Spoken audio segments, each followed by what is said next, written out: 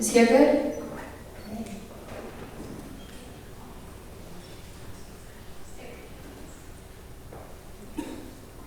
Hi everybody, my name is Ellie and I will be talking about the music of Indonesia, specifically the instrument tuning and some of the reasons behind it.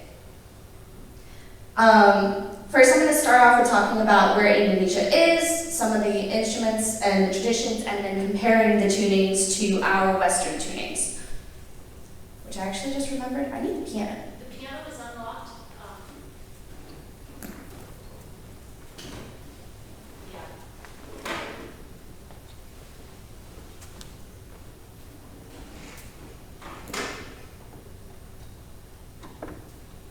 Okay, cool. Sorry about that. Okay. Alright, so first starting off with where Indonesia is.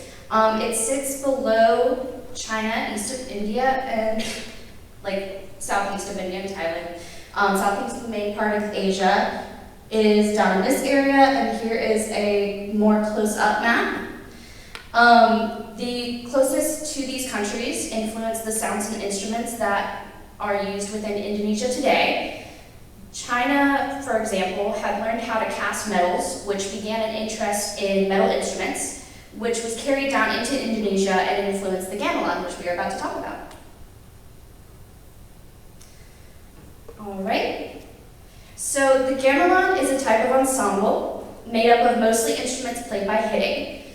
The word gamel means to hammer or hit in Javanese, and it reminds me of the word gavel, like a judge would use in a courtroom.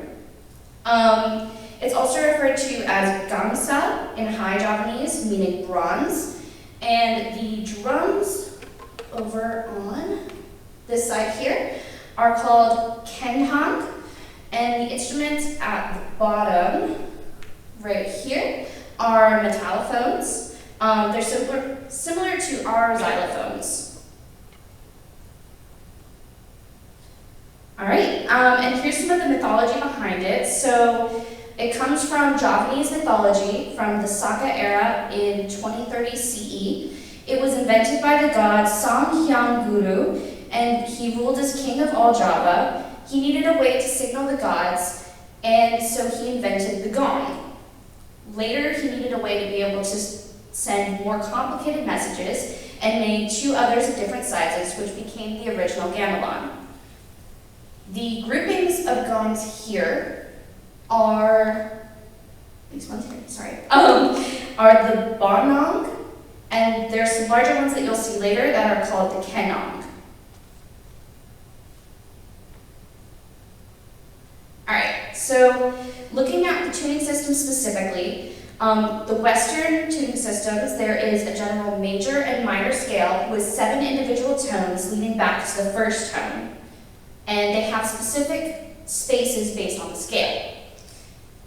They also use letter names to label notes. Indonesian scales, the 2 basic scales are the pelog and slendro. It follows a specific pattern with various jumps as opposed to either whole or half steps, which are used in Western music. The slender scale is 5 tones equidistant, and the pelog scale is 7 tones like the Western major scale, and it also uses numbers for notes as opposed to letters. Alright, now I'm going to play the scales so that you can get an idea of what the 2 differences would sound like. So first is, we're going to start with the Western major scale, specifically C major. So,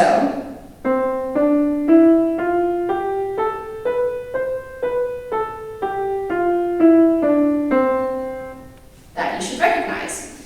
Now, the pelog scale, this is the one that is similar to the major scale, but a bit different.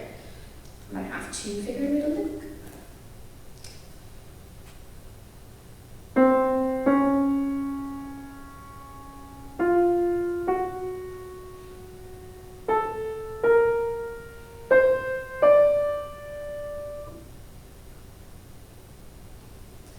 Alright, and then the slender scale would be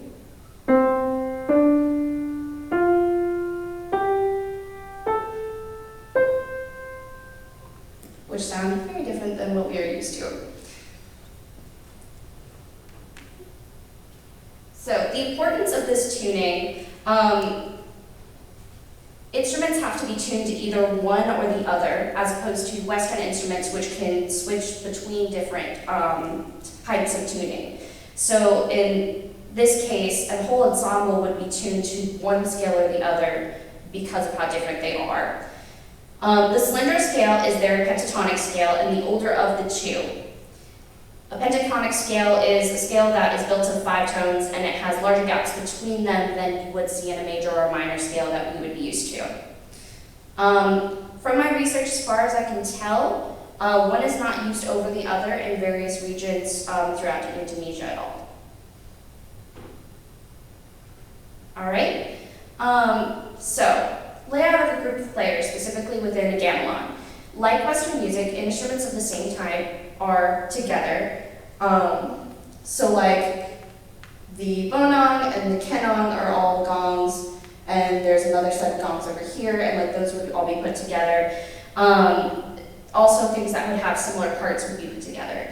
Higher instruments would be toward the front, with lower in the back. Same with size. Smaller ones are going to be in the front, larger ones in the back, simply so that you can see them. As on the picture, it also says that there is higher intensity instruments towards the left on this side and then soft on the other. So here is an example. This video lets you see how they place in the instruments and physically see some of the layout from within the actual group.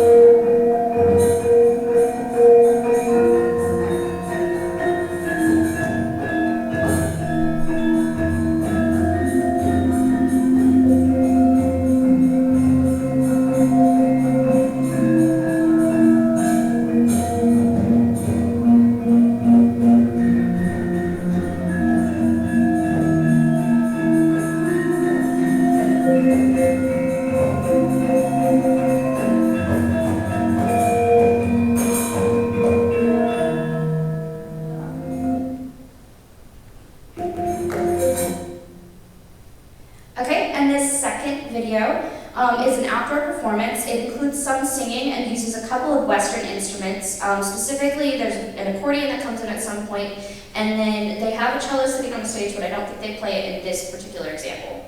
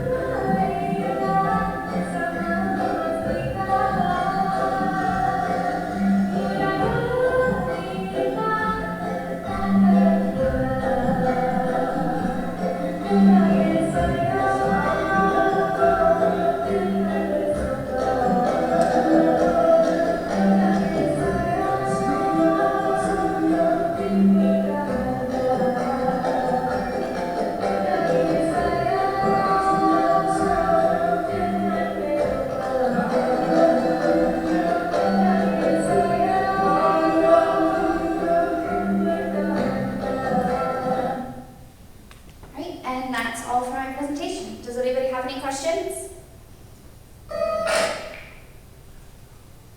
Yes. Are the players predominantly one gender? Because I know in like other cultures it's predominantly either male or female. Is it that way in this culture? So for my research, I haven't seen specifically male or female, but I have noticed in a lot of the videos they have a tendency to be more male. I don't know particularly since my interest was more in the tuning than that at that time.